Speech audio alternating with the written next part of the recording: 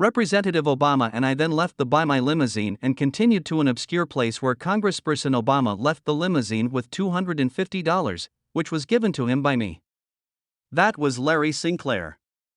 What's more, commentator Exhaust Carlson is getting ready to communicate a meeting highlighting him after he made charges of taking part in drug-related exercises with Barack Obama. You're simply a person who's visiting the area for the evening and it seems as though you're hoping to party. No doubt, pulled up in a bar outside. What's more, there's this person that is acquainted with me as Barack Obama.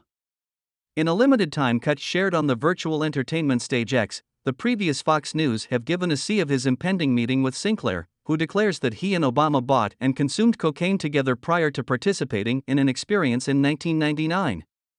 I had given Barack $250 to pay for coke. I begin putting a line on a compact disc plate to grunt, and before I know it he has a little line and he's smoking. I had no clue about what his identity was. He was posed the undeniable inquiry, how was Obama on break? It's quite significant that Sinclair at first made these cases during the 2008 political race cycle, including during a public interview that eventually prompted his capture because of a remarkable robbery warrant. Numerous on the web have considered this to be a well-established affirmation of their own speculations. One individual tweeted how this story has been put out there for a really long time and the person doesn't have anything to acquire by telling it. It is reality. Trump isn't gay, and that is the distinction here. Obama has forever been gay. This individual went above and beyond and discharged a shot at Obama's significant other by saying Obama is gay and consistently has been, very much like Michelle has forever been a man named Michael. Not every person appeared to be persuaded by the speculations set forward, however Barack Obama isn't gay. Not that there's anything amiss with that. Exhaust Carlson is a Putin defender. Everything is the matter with that. In the mystery cut for the impending Carlson interview, Sinclair claims that he gave Obama $1 250 inches 1999 to buy cocaine, which Sinclair in this way grunted while Obama smoked it, prompting their announced sexual contact. It most certainly wasn't Barack's most memorable time, and I might nearly want to wager it wasn't as lengthy. Carlson, in similar clasp, alludes to Sinclair's cases about Obama as solid data that he's smoking rocks and having intercourse with fellows. In 2008, when Sinclair at first made his charges, Politico gave an account of the story, noticing that established press to a great extent overlooked it because of the absence of proving proof. During a public interview held in June 2008 at the Public Press Club in Washington, D.C., Sinclair point-by-point claimed sexual experiences with Obama in 1999, one in a limousine and one more in a lodging in Gurnee, Illinois.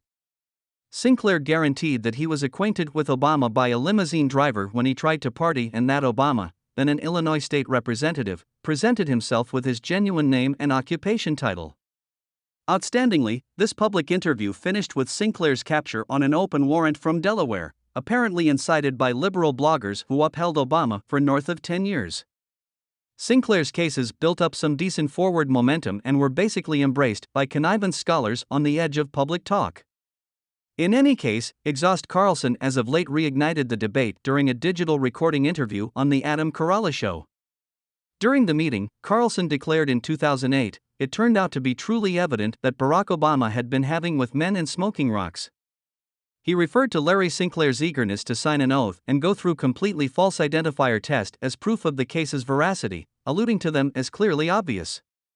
Eminently, Larry Sinclair bombed an untruth locator test in 2008 and in this way blamed Obama consultant David Axelrod for paying off the inspectors to control the outcomes, as per Town Hall News Administration.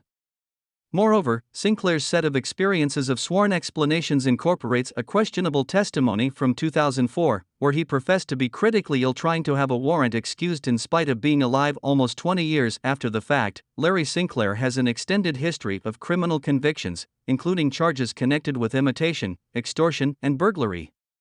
He has carried out jail punishments in numerous states, including Arizona, Florida, and Colorado. Sinclair's connections with the public authority go before his new cases about Congressperson Obama. Subtleties of his crook record became visible during a slander claim he documented in government court in Washington, D.C., against unknown web-based pundits. These pundits with names like Cylinder Soctetti had made charges, including the misleading case that Sinclair dwelled in a psychological establishment at the time he purportedly experienced Obama, which Sinclair denies. The records uncover a background marked by minor crimes and terrible checks, frequently followed by spells in prison in numerous states. Sinclair's legitimate difficulties started with a theft capture in Denver in 1981. In 1985, he was indicted in Florida for burglary and check fraud, carrying out a one-year prison punishment. He later had to deal with check misrepresentation and charge card penalties in Colorado in 1986. In 1987, Sinclair was sentenced for more major fraud charges in Colorado, getting a long-term jail sentence. During his time in jail, he gathered 97 disciplinary activities for offenses like attack dangers, drug ownership, terrorizing, and obnoxious attack. With his latest occurrence happening in 1996. The Colorado Division of Rectification's representative, Liz McDonough, noticed that Sinclair had attempted to adjust to the jail climate. Sinclair's detainment history remembered numerous jails for Colorado, for example, Buena Vista, Delta, Lyman, and Ordnance City, before his exchange to the state's most extreme security prison in 1993. In the mid-year of 1996, Sinclair started the course of officially changing his name from La Rivas, Avila to Larry Wayne Sinclair. By 1999, Neighborhood Paper makes reference to showed that he had been let out of prison and was living in Pueblo, Colorado. Records from the Pueblo Province Sheriff's site posting Sinclair as needed refer to crime, robbery, and fraud charges. Sinclair likewise had to deal with confused direct penalties in South Carolina in September of the earlier year, according to state records documented in government court. Sinclair guaranteed that he endeavored to contact Obama in 2007 to examine his charges, yet got no reaction, provoking him to unveil his cases. On January 18, 2008, Sinclair posted a video on YouTube where he emphasized his charges and moved Obama to take a polygraph test. From that point forward, Sinclair has proceeded to advance and develop his cases, participating in warmed web-based banters with intense Obama allies on his blog and inside the setting of his criticism claim, which, alongside lawyer Montgomery Blair Sibley, has confronted various legitimate mishaps. In any case, Sinclair isn't the main individual to land himself in serious trouble discussing Obama. In July 2014, presently before her passing, the prestigious humorist Joan Waterways offered expressions to columnists recommending that then-President Barack Obama was gay and that first woman Michelle Obama was transsexual. These comments came because of an inquiry concerning the chance of the U.S. having its most memorable gay or female president.